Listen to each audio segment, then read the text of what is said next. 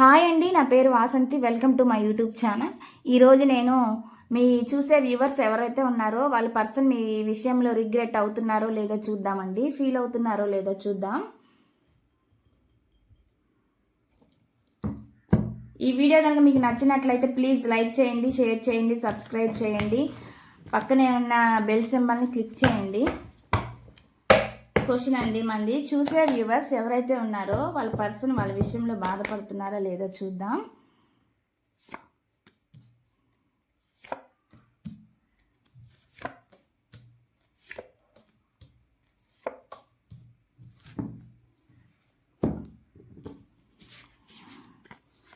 ఇక్కడైతే the hermit వచ్చిందండి. The hermit, the high priestess, 9 of swords వచ్చింది, క్వీన్ ఆఫ్ పెంటికల్ వచ్చింది, నెక్స్ట్ వచ్చి 9 ఆఫ్ కప్స్ వచ్చిందండి.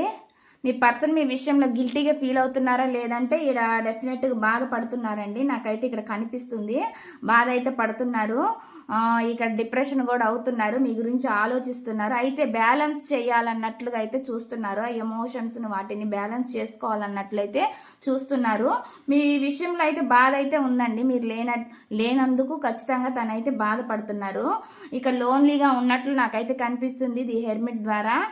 లోన్లీగా ఉన్నారు, గతంలో చేసినట్లుగా ఇప్పుడు వాళ్ళకి అనలైజ్ అవుతున్నారండి. వాళ్ళు అనలైజ్ అవుతున్నారు, చేసుకుంటున్నారు అనమాట వాళ్ళకి వాళ్ళు. ఇప్పుడు ఏంటంటే ముందుకు వచ్చినా కానీ వాళ్ళు ఒకవేళ ఏమనుకుంటున్నారంటే అప్పుడు చేసినట్లు తప్పులు ఏమైనా ఉంటే మిస్టేక్స్ అవి ఇప్పుడు చేయకూడదని వాళ్ళైతే ఆలోచిస్తున్నారు అనమాట. ఖచ్చితంగా ఈడైతే అన్నిటిని బ్యాలెన్స్ చేయాలన్నట్లు చూస్తున్నారు అనమాట. బ్యాలెన్స్, ఈ ఎమోషన్స్ అన్నిటిని బ్యాలెన్స్ చేస్తున్నారు. ప్రజెంట్ అయితే బాధ అయితే ఉంది, మీరు లేని దానికైతే ఖచ్చితంగా ఇక్కడ గిల్టీ, బాధ అన్నీ ఉన్నాయి.